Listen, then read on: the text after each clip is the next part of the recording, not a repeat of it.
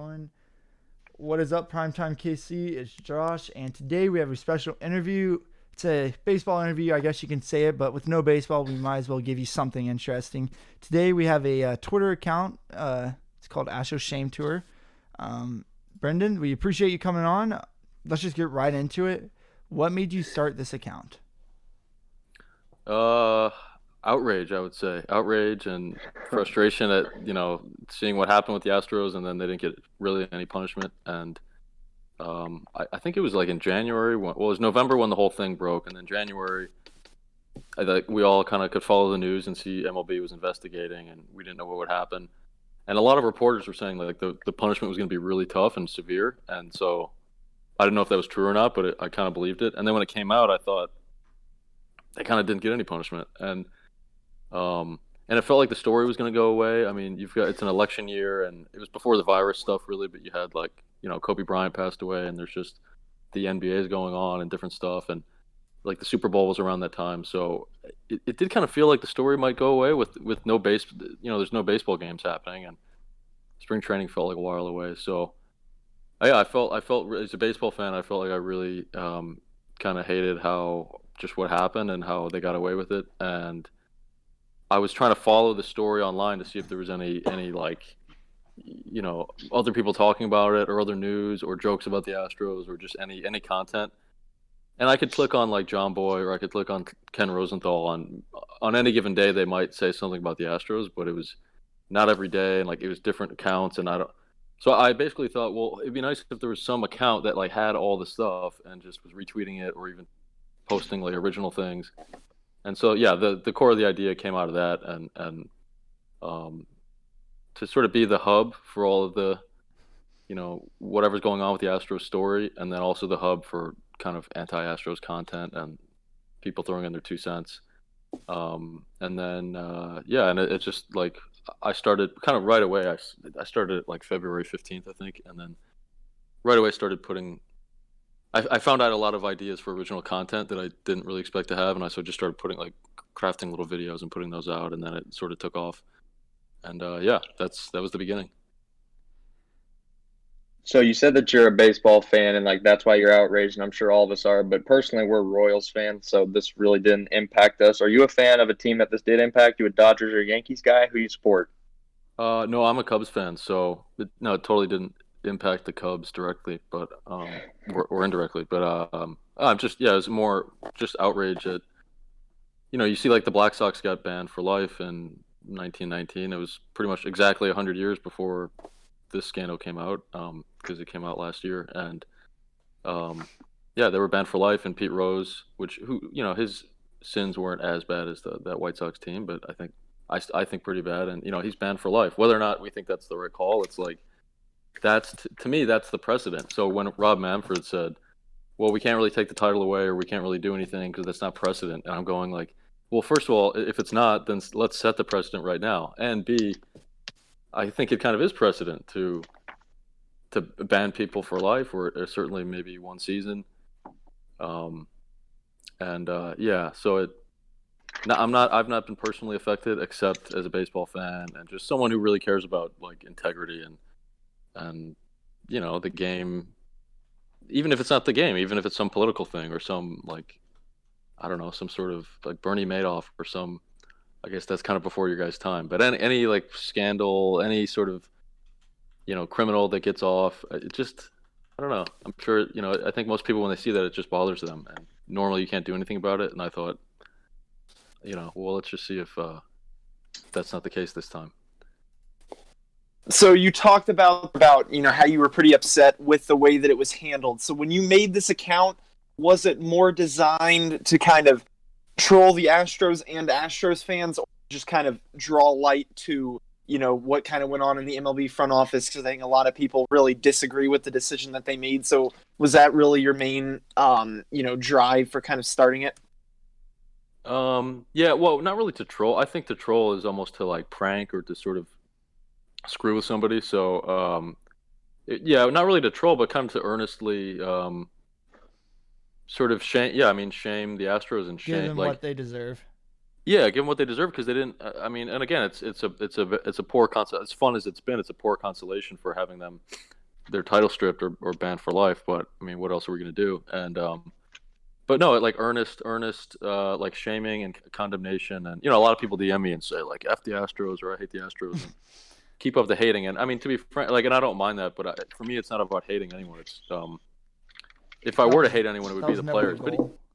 even the players, it's just like condemnation and like kind of outrage and denouncing. And as far as the fans, it's not really about the fans at all. I've rarely posted about the fans. A few times, if a particular fan calls me out or he wants to mix it up, like, I mean, even then, I really tend not to get into it because I think they might not know what they're getting into, and I don't really know what can happen because my content isn't like vulgar or nasty at all, but I can't control what a bunch of people might start saying. So, um, yeah, I tend to leave the fans out of it because if there's some sort of public figure, then maybe it's fair game. But just some kind of loopy guy who's from Houston and he's really defensive about his team, like it's not really worth like attacking him or anything like that. Even if personally, I don't think those people should root for the team. Like I'm a Cubs fan, right? So I don't. If the Cubs did this, I wouldn't watch them for at least a year, and I'd feel horrible. I'd feel really sad that they did that, but I wouldn't be like, kiss the ring, like F the haters, like, or you see Astros people printing shirts that say hate us, where like the H is the Houston Astros H, and I don't know, I don't get it. It's almost like I almost want some, academic, like a sociology person to study it. It's the weird phenomenon where it's like this mass delusion or this mass like defensiveness. Sometimes you see an individual person act like that, like if It's like they're getting someone their got brainwashed. yeah, and like their whole reality, because they had the hurricane, and so this team, they really like tied every their hopes and dreams in with this team, and that makes sense. But then when it all unraveled, it's like their like reality's broke, and I don't know, like it's in other words, if they were all showing sadness and frustration that this team is a bunch of phonies, I would have a lot of sympathy. I'd be like, oh, I can't imagine what that must feel like. But seeing so many of them just get sort of weird and nasty and kind of antagonistic online is maybe that's a minority of them overall. I can't tell, but All yeah, right, it's a little bit odd. Anyway, so you've been on Sports Illustrated, Washington Post, NBC Sports, MSN Sports, and even WFAN in New York. Was the goal ever to get this big on social media? well, I don't know if I put like a cap on how big I wanted to get, but I certainly didn't like expect that. Um, yeah, I didn't really have a goal. I didn't really have a specific goal, but I had like maybe an expectation. I thought maybe by the end of the year I could get to like 10,000, which is pretty hard to do. But I thought, well, maybe if like it's such a specific thing. Like I think on Twitter it's easy to get, well, not easy, but like the easiest way to get something to take off is if it has like a very specific focus, so that when you see the name, you see the like the tagline or whatever, in like 2 seconds, people go, "Oh, I know what that is." Mm-hmm. Mm-hmm. And like let's say you had fake Bill Belichick, and it's a bunch of funny posts about Bill Belichick, whatever, at the grocery store or something. Like if you do a good job with that, the people that you have to get it somehow, you have to have a way that people see it, but when they do see it, they're like, "Oh, okay, Belichick parody account." So I thought, like, given the fact that it was so narrow and like very like people would understand what it is right away, I thought it was possible to get to 10,000. But even then, I don't know. That seemed kind of like a pipe dream. So no, yeah. I just like to answer the question. I definitely didn't I didn't have like a clear idea in my head, but I just thought like try to make stuff that makes people laugh and retweet the best things I can find and sort of see where it goes. As kind of the leader of this Astro Shame Tour, whenever this baseball season, if it does pick back up, whenever we play again, what do you want it to look like? What do you think is fair for the fans to do against the Astros to give them a proper punishment? Because the MLB did not. And before you start, for people that don't know what the Shame Tour is, can you just give like a 30-second rundown on what it is? On like the account? Yeah, well, like you were gonna have your tour whenever you had people show up to games. Like, can you Oh talk yeah, about that? yeah. So, but yeah, basically when the season started, which as of right now, it would have been like 8 or 9 days in.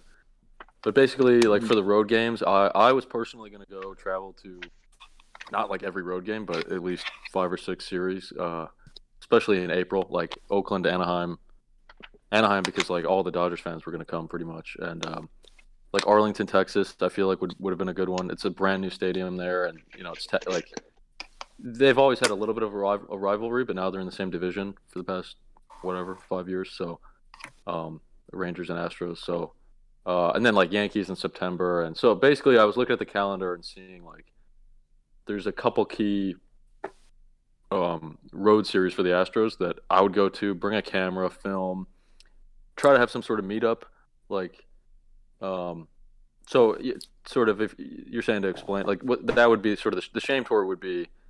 I think people who have no knowledge of the account or the Twitter stuff, people on their own by the thousands are going to show up to these games and just boo the Astros and heckle them and wear Oscar the Grouch costumes or garbage can. Like who knows? I have no idea what they're going to come up with, but I think the sort of the shame tour was going to happen no matter what, and I was hoping to go document it and maybe add to it too in the sense of come up with some different banners and um, I was maybe even going to call some of the stadiums and try to talk to the people who run the music and the PA and see if they could like mix in any "I saw the sign" or "Bang the drum all day," and like they might already be doing that, but I just wanted to see like are you guys on top of it? Are you going to get the best material?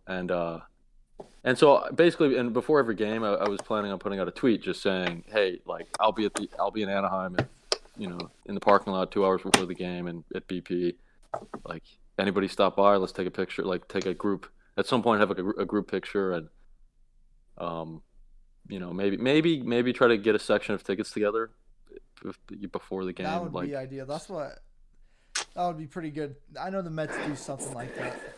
well, yeah, the thing I almost that would have been a lot of work, and I don't know if it'd be worth it only because like pretty much every section will have people in there booing. So it's not like there's just a little group of us booing the Astros. I feel like the whole ballpark would be in on it, and so it'd be fun to meet up in the parking lot and just have like a tailgate for an hour. But um, and I think what I was gonna do is I was gonna go around to every section and just film the fans and try to find even maybe hire a couple almost like interns for the day. It's from some like local college or somehow put out a tweet and get some helpers and just somebody can go to the bleachers in left field. I can go behind the dugout, station people around just to get the best footage of like you never know where the best heckler's gonna like pop up from.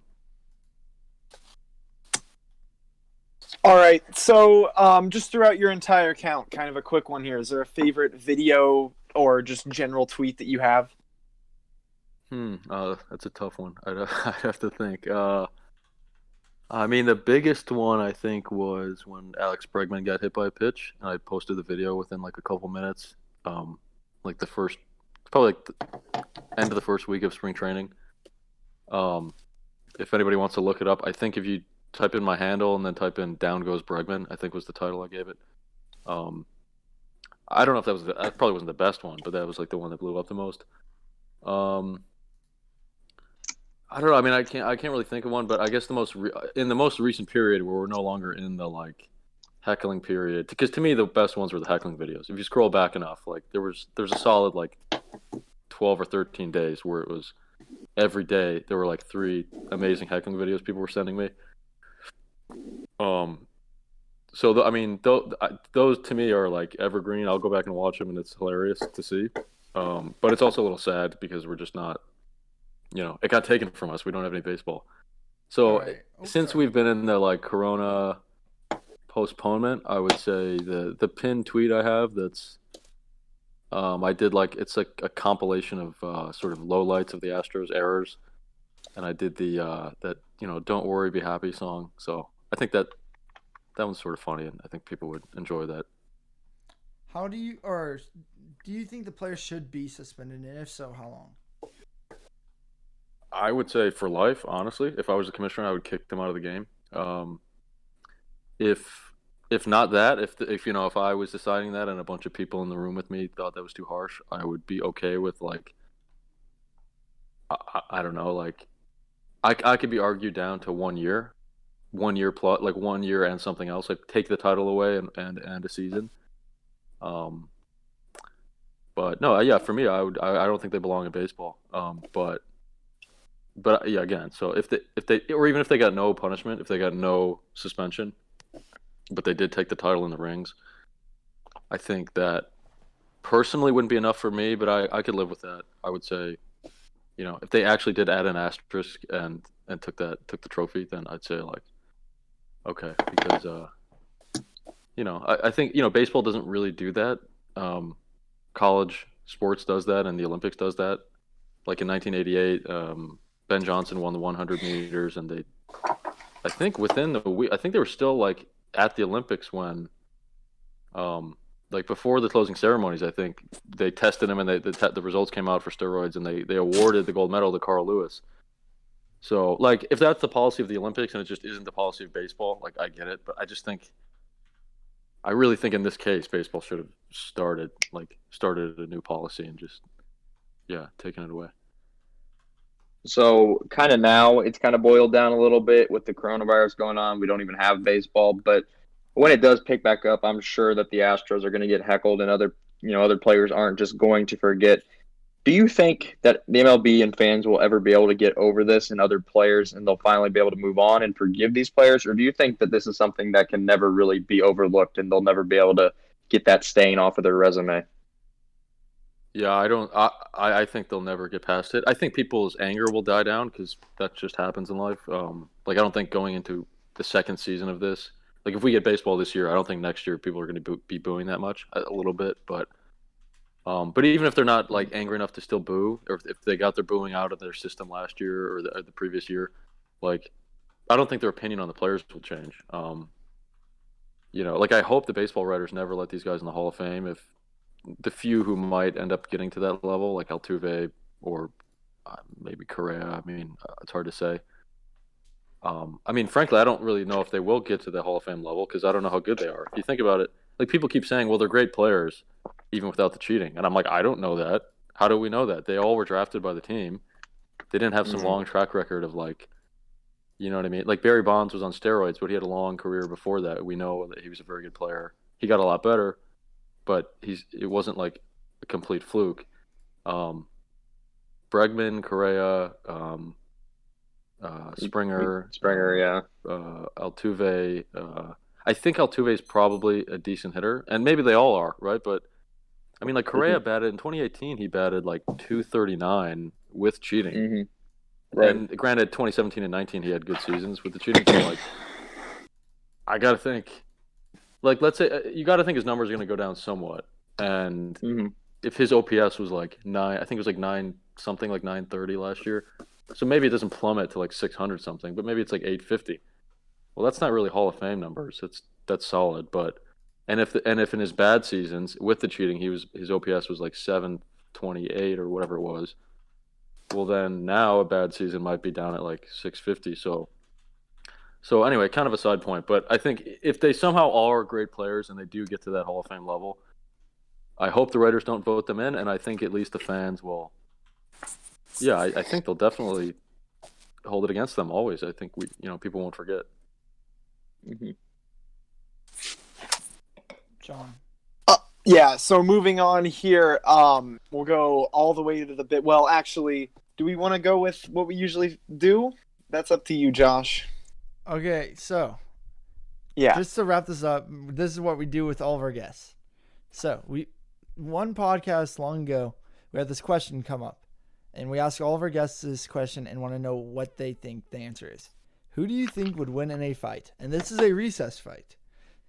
Conor McGregor or 30 10-year-olds? 30 10-year-olds. There's no rules. You're at recess, so if you got rocks, you can throw rocks. Are we talking like your average 10-year-old? Yeah, we're just going to go to a 5th grade class, and we're going to pick all the boys because we don't want any lawsuits going with girls and Conor McGregor hitting Right. To be fair, I've never watched Conor McGregor fight, so I don't have much to go on, but I have to say Conor McGregor. Thank you. I've seen clips where, like, have you ever seen those soccer clips where there'll be like two professional dudes against like more than 30 kids. There'll be like 50 little kids. And they're even soccer, which like the kids, you'd think they'd be able to get the ball or something. If there's 50 of them, they can't get it. So I think it would play out like that. McGregor would, what are the kids going to do? Just jump on him? It's no chance, I would say. That's what I've been saying. They see Josh and John. I think if Josh you and can get John a think few they're just people going to on it. stampede him. But I mean, think if the kids try and do that, he's going to do sweep the leg and kick him out and then knock him out. We said they have 5 minutes of planning time. If you get them to come in 4 directions, you can have that front line. The kids can't plan anything. 10-year-olds aren't intelligent. Exactly. Okay, the people that But first. to be fair, I do have to qualify this by saying, I don't know if I want to really get too far into discussion about beating up kids. I think it's a little bit. It's a little dark there, but I think maybe if it's like McGregor against. This would never happen in real life. No, absolutely hypothetical. Right, but even it's kind of a dark hypothetical. Maybe change it to like McGregor versus like 50 raccoons or something. 50. And in that case, I think maybe I don't know. Raccoons would at least have a little more of a chance. I don't know, man. Then we get PETA on us and animal rights, and it's just we're getting lawsuits all over ourselves. We can't really win here. All right, so that's gonna wrap it up. We really appreciate you coming on the podcast. Make sure to go Make sure to go follow Brendan at Asterisk Tour. Hopefully we can still get this Shame Tour this season, depending on how many games there are. But other than that, do you have anything to say, man? Well, I was just gonna say, any Kansas City people, including you guys, if we do get baseball back, you've got to come to one of the games. You've got to come. Oh, we already were planning. We were gonna go. We were gonna go. It was May 4th through May 7th. I don't know we were gonna sit behind the Astros dugout and just keep on yelling off Correa into center field. And I was going to have a sign. I don't know if you remember this moment, but I was going to have a sign of when Morales hit a home run off of Keuchel in Game 5. I don't know if you remember this. Probably not. What, in 2015? Yeah. And it was going to say Morales' bang was louder. And it was just a great idea. And I was going to make on your page, but then it got canceled. So that would have been awesome. And the one thing some guy told me from Kansas City was that I think on the May 7th, whatever the Sunday game was, there's something in Kansas City where like school kids get the day off. Yes. We were gonna go to school. We were gonna go. Yeah. So like, we don't have that in Chicago. It's a really cool thing you guys have there. So I was gonna go to that game in particular, and like, obviously the kids with signs aren't gonna get as crazy with the heckling, but it would be more meaningful because they'd have really cute things about like cheaters never prosper or like boo, just little cute signs that like life lessons if you're with the K. There you go. Booed by kids. Right. It just hurts. It hurts worse, Right. I would take a camera and just interview like parents with their kids, and they would have very like earnest, wholesome messages about like cheating's wrong, and then I would tweet all the videos, and I think that would have been great. So hopefully we get it back. Yeah. It's still gonna happen eventually. Please. We'll just have to push it back a little bit. I'll be there. We got to meet up. We got to meet up and join forces. Yes. If it happens. Yes. Yeah, for sure. All right. If you guys enjoyed this interview, make sure to like and subscribe and comment who you want to see next on this podcast. But other than that, this has been Primetime KC. Have a good one, guys.